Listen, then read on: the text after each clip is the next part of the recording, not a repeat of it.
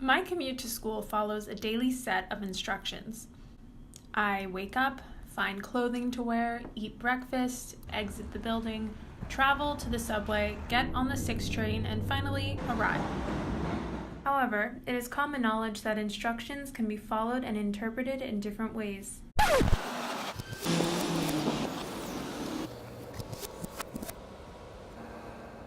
I certainly do not feel the same every morning, so let's see how my attitude affects the experience of my commute.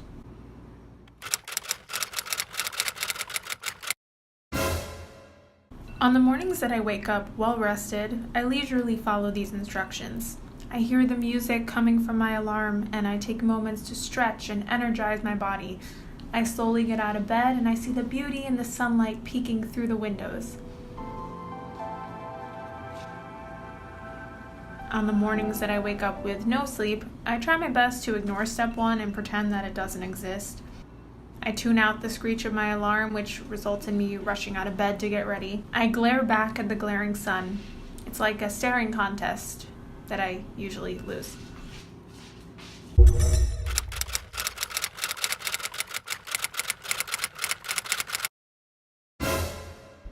While it is clear that the sleepier version of me, again, does not want to obey instructions, the more energized version follows the instructions with grace. You could say they are each experiencing art in their own ways. Sleepy me hears the rhythmic hits of the hangers as they hit the ground, while energized me observes the arrangement of my colored wardrobe.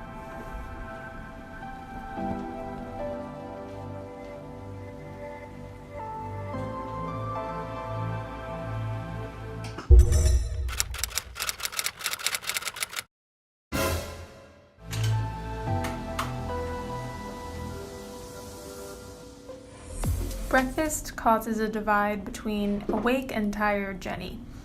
Awake Jenny will sit and arrange her meal as an intricate work of art, arranging the berries.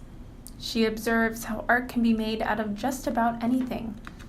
Tired Jenny, on the other hand, remarks that food can be made out of just about anything and hastily applies her berries to the bowl.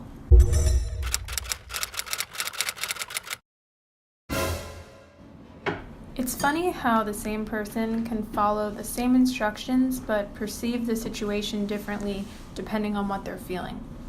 Tired me feels the anxieties of the outside world and the insecurities come flooding in. Awake me overflows with confidence and feels somewhat satisfied. My roommates and I like to call this section of the commute elevator politics. Some days I'll hear the symphony of the elevators, a clank and a beep, followed by a squeaky scratch. I even add in my own sound effects once in a while as I tap the elevator button frantically. Some days I tune out the symphony and take a moment to read the words written to me on the wall, and I feel uplifted and inspired.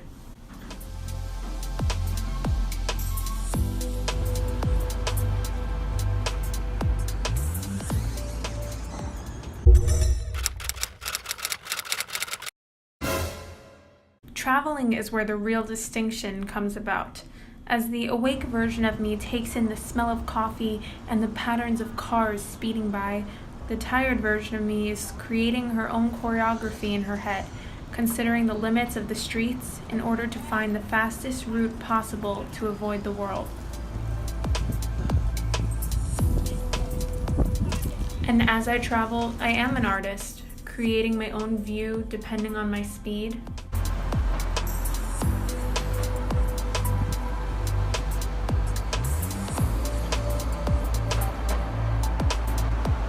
This next part, I think I don't need to explain.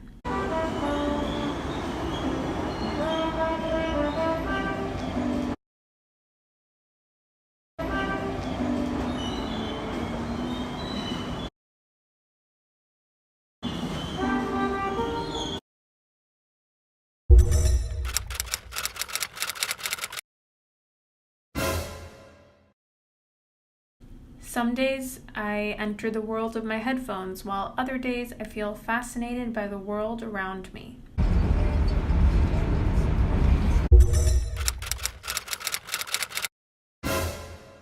And as I finally arrived to school, I have successfully completed all of the instructions.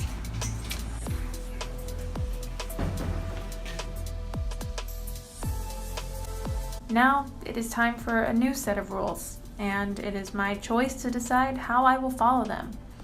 I can choose to see life and to create, or I can choose to keep my head down and just make it through the day. It's up to me.